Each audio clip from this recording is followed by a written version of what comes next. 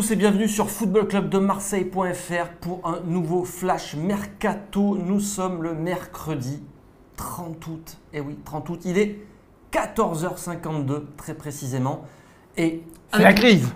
Non, c'est pas la crise. C'est pas la crise. Merde. Cher ami Mourad, nous allons faire. On m'a dit qu'il fallait vendre, il fallait dire que c'est la crise. On va faire un point sur les dernières rumeurs et infos mercato. On était ce matin, j'étais plus précisément ce matin à la commanderie pour la présentation de la toute dernière recrue de l'Olympique de Marseille. C'est donc Abdenour qui a signé, qui s'est engagé pour un prêt avec l'Olympique de Marseille. Sera-t-il la dernière recrue de l'OM? Alors, avant sa signature, nous, en tout cas, on avait une information, c'était que l'Olympique de Marseille ferait signer donc cette semaine 2 joueurs. Voulait faire signer. Voulait faire signer 2 joueurs. Donc, Abdenour reste finalement une recrue. Et obligé de faire un attaquant. Là, tu es obligé de faire un attaquant. Et obligé de faire un attaquant. Ça veut dire, qu'est-ce que ça veut dire? Ça veut dire que vainqueur, parce qu'il y a aussi la rumeur vainqueur qui circule depuis quelques heures, depuis hier en fait, qui est revenue. T'en penses quoi du coup? J'en sais rien. Moi, ce que j'en pense profondément, sans avoir d'infos là-dessus, en me basant sur les textes, encore une fois, c'est qu'à mon avis, si on a des ventes, on pourrait avoir vainqueur. Mais donc RMC annonce que les négociations ont commencé avec l'AS Roma. L'équipe est beaucoup plus prudent et dit même qu'il n'y a pratiquement rien avec vainqueur. Donc à voir. Mon sentiment profond, c'est pas une information mais un sentiment, c'est que s'il y a des ventes, ça peut peut-être aider à le faire revenir. Sinon, moi je pense qu'il va pas revenir. Mais bon, après ils ont quand même un peu le feu là, les dirigeants. Donc il y a le feu sur le gros dossier, c'est l'attaquant. Oui. Le grand attaquant. Le grand, on ne sait plus s'il sera grand aujourd'hui. Si obligé, c'est en un mot, grand attaquant. Grand attaquant, d'accord.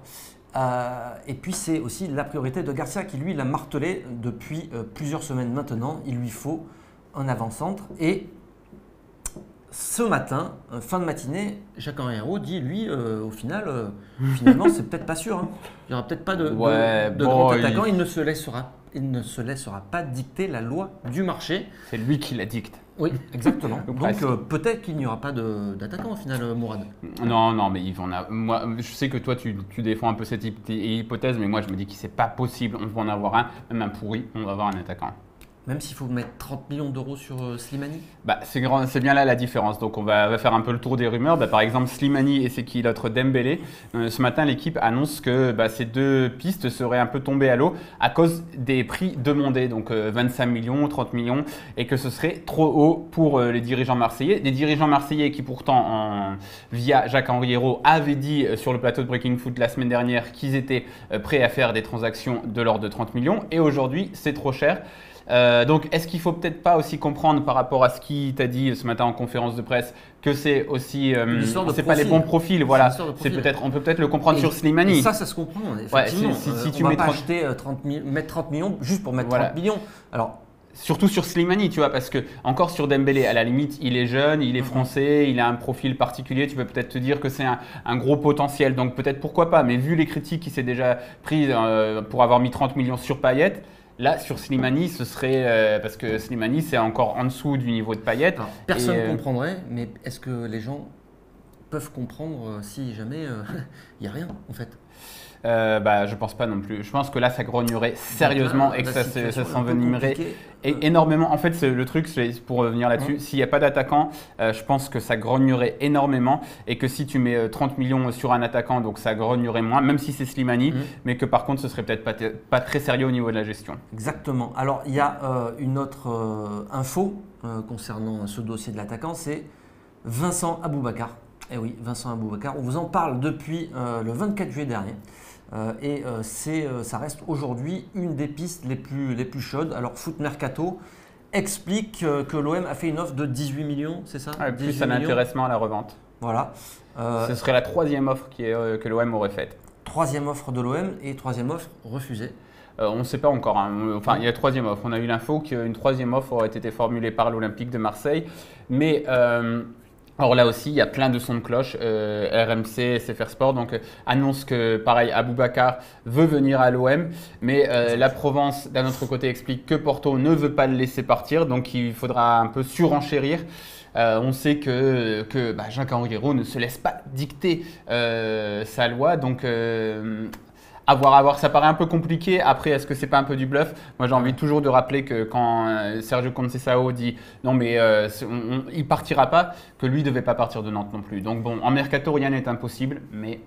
Et 20 millions d'euros pour Aboubacar, ça serait une belle chose pour l'OM, ça serait intéressant Enfin, ce serait quand même un peu cher payé. On va pas se mentir. Après, Aboubacar, c'est pas le pire avant-centre. C'est très décevant par rapport à ce à quoi on s'attendait. Hein. C'est très décevant, mais ça ferait le boulot. C'est un peu meilleur que Gomis, je pense même. Alors, la rumeur du jour, par contre, elle nous vient de Diogo. Diogo. C'est Mitroglou. Mitroglou, voilà. Donc Diogo qui est un quotidien portugais plus ou moins sérieux quand même. Avant-centre de Benfica. Et là aussi, Marseille se serait positionné ou plus tôt. Même une offre aurait peut-être été faite. Voilà. Et on apprend aussi une petite breaking news de dernière minute aussi que en fait, il aurait été plutôt proposé. Voilà, c'est Nicolas Villas, journaliste d'RMC, et mec éminemment sympathique au demeurant, qui annonce ça, qui a été proposé plus tôt. Alors il y a plein de sons de cloche aussi là-dessus. On explique que avant qu'on sache que l'OM était sur le coup, que le Benfica aurait reçu une offre de 20 millions pour le joueur hier, de sources portugaises, enfin c'est des trucs qui sont relayés ici et là. Va savoir. Après Mitroglou, donc 20 millions, encore une fois, c'est bien payé, quoi. C'est bien payé, mais c'est sympa comme joueur aussi, non? Ouais, je pense que c'est à peu près le même niveau qu'Aboubacar quand même. Voilà, on est à peu près dans le gamme. Mais encore une fois, on peut s'empêcher de penser. Est-ce qu'on descend de gamme par rapport à Jovetic et Baka? Par rapport à Baka, peut-être après Jovetic, c'est tellement un bonbon, c'était pas un buteur. Ouais, on peut pas. Mais par contre, par rapport à Mitroglou, moi ce qui m'intéresse aussi, c'est que, encore une fois, pourquoi il est disponible actuellement? Pourquoi, alors que c'était l'avant-centre titulaire l'an dernier, il est sur le marché? Parce que Benfica a encore fait un bon coup. Ils ont récupéré Sferovic, enfin, je me souviens plus de son nom exactement, mais un attaquant en Suisse pour pas très cher. Et comme ils avaient fait avec Mitroglou, qu'ils avaient récupéré pour 8 millions, ils vont le revendre 20 millions alors qu'il est plus titulaire. Là, ce nouvel attaquant, il va encore planter des buts et l'an prochain, ils le revendent. Donc nous, au lieu d'aller prendre les joueurs à la source, on les prend quand ils valent quelque chose et pas quand ils atteignent un niveau extraordinaire. Donc là-dessus, on peut quand même se poser des questions. C'est pas extraordinaire comme mercato. Ce serait quand même un moindre mal, Mitroglou ou Aboubacar, ce serait un moindre mal. Alors, on va passer du coup au départ éventuel peut-être et du coup on va zapper. On zappe les départs. On zappe.